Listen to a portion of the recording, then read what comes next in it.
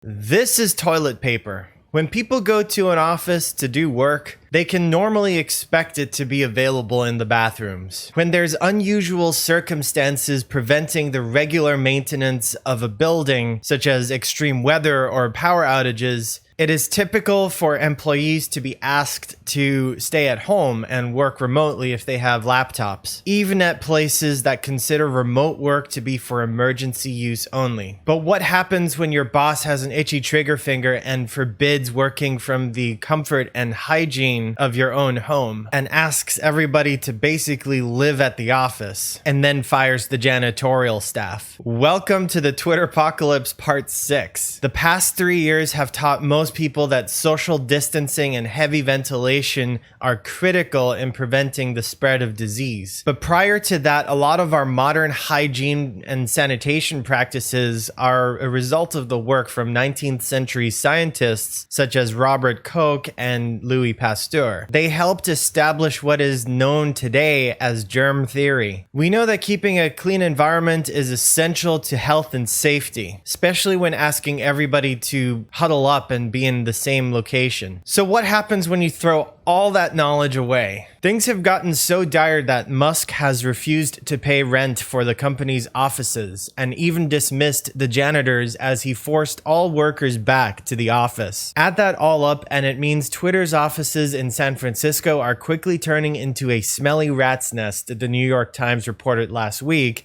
succumbing to food and body odor, with some employees even being forced to bring their own toilet paper. Gross. And a humiliating and honestly disgusting fall from the squeaky clean imagery we've seen from Elon Musk's other projects prior to the chaos that has ensued this year and last year. I forget that this is 2023 now and not 2022. I have a confession to make to all of you. One of my guilty pleasures is watching episodes of Hoarders on YouTube. A common theme is that many of these hoarders are faced with eviction if they don't clean up their messy homes because they've let it fall to the point where people have to wear gas masks in order to not pass out or vomit from the various smells and substances that are just strewn about, left to rot in the home. Now, I'm not saying Twitter has rotting food lying around waiting to attract insects and, rodents and stuff. It smelled crazy in there, the way a source described Twitter's San Francisco HQ to me as of late. I suppose someone else came forward to imply it. Seriously though, it wouldn't be surprising. Trash cans get full, and when there's no janitors to empty them out, the engineers have no place to put their empty takeout containers and plastic bottles. I imagine there are tables and desks full of this stuff, just waiting for Elon to hire someone to take it all away, eventually. To quote a very famous spy, that's how you get ants. Aside from stinking up the place, there are consequences of having a short-staffed team that's overworked and baking in their own and each other's filth that impact the site itself. More than 9,000 users at one point reported problems accessing the service, data from Down Detector showed. Users from San Francisco to Tokyo and Hong Kong said they experienced trouble logging into their accounts or encountered a variety of error messages early Tuesday in Asia. The number of glitches reported to Down Detector was down to just a handful by the afternoon. Over 9,000. Okay, this could have happened whether or not Twitter is being run like a normal company as opposed to however the hell you would describe what's going on today. But we do know that indoor air quality affects cognitive ability. While I have no doubt that Twitter's buildings have good ventilation systems, they weren't built for 24-hour occupancy with people constantly working or sleeping, and the report I mentioned earlier corroborates this. Anecdotally, anyone who's worked in a stuffy office will know that stepping outside for some fresh air will help them think more clearly. But we don't have to rely on that alone. Take it from the results of a cog effects study that was conducted by 302 workers in 6 different countries. We developed an ecological logical momentary assessment framework to administer cognitive tests based on real-time indoor PM 2.5 and CO2 measurements. We found 0.8 to 0.9% slower response times for every 10 micrograms per cubic meter increase in PM 2.5. Throughput, correct responses per minute, was 0.8 to 1.7% lower for the same concentration increase. We also found the effects of CO2, a proxy for ventilation, on cognitive function. For every 500 parts per million increase, we saw response times 1.4 to 1.8% slower and 2.1 to 2.4% lower throughput. We did not find a lower threshold at which effects from low ventilation are no longer present. There you have it. Elon Musk's disastrous management style is literally preventing the people who are still left at Twitter from bringing their A game that he so desperately needs them to. Combined with taking away the coffee and the stench of rotting food lingering around the offices, it's surprising that the outage didn't take even longer to fix than it did.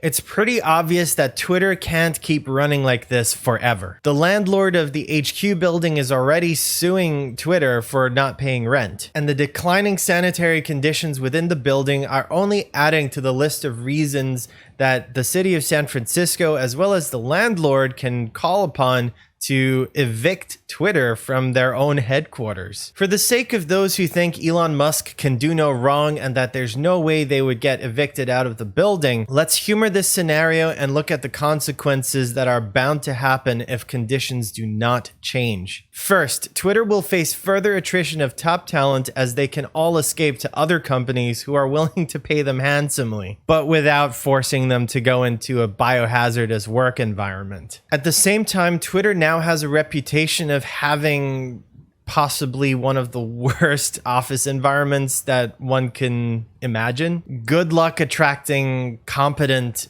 productive people into a company that's forcing its employees to go into a cesspool every day. These people have other options and they will take them. Eventually, when all the people who know what they're doing are gone, those who are left will be all the nonsense busybodies who are yes-manning Elon Musk while they look for new jobs because they don't want to witness the final days of Twitter while still working there. But what about the idea of Twitter moving to Texas? I have no doubt that some will follow Elon to his home state at their own expense, but I doubt that the man who fired a cancer survivor for not wanting to go work in the cradle of filth every day will pay to relocate everyone else. Besides, what kind of landlord would rent a building to Elon Musk at this point? How naive would an employee have to be to think that the new HQ would be run any differently? Would competent employees move to an area with fewer opportunities and lower average pay just to keep their now abusive jobs? This is toilet paper. Twitter employees are not even afforded that dignity right now. Elon Musk has continually cut costs since taking over Twitter. The company's office in New York is without maintenance staff, leaving bathrooms uncleaned. IT support employees are also gone, creating gaps in basic needs like computer chargers. If you squint a little, it's almost as if Elon Musk isn't trying to save Twitter as much as he is trying to dismantle it in a game of corporate Jenga. It would cost next to nothing to have everyone go back to working remotely, which can only be better than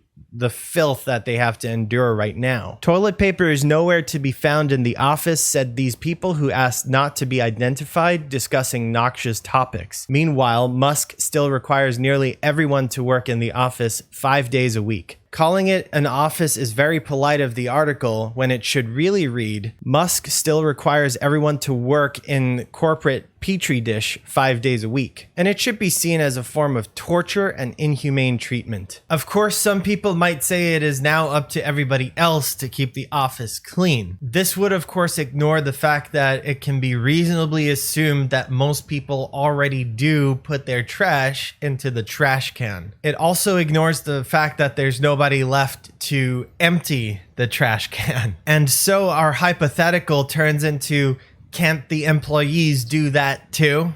No, for two reasons. The first being that it could stink up the employees even further as they handle the trash. And given that they're always at the office right now, it'll make things even more unbearable for everybody, including themselves, including for Elon. You get the idea. The second reason is the incredible pressure right now to be productive despite the circumstances. It's frustrating for employees who run into issues, but also a source of anxiety as it can prevent people from working for periods of time. Performance reviews now occur basically all the time, one employee said, and high productivity continues to be the main metric for good performance. I've said in a previous video that there is now more of Twitter that no longer works there than what's left at the company. There's the talent, the experience, and the know-how out there in the market to create a new social network in an environment that hasn't fallen prey to the insanity that has come to define the Twitter apocalypse. That's it for this video. Don't forget to hit the like button and subscribe if you haven't done so already. And of course, thank you for watching.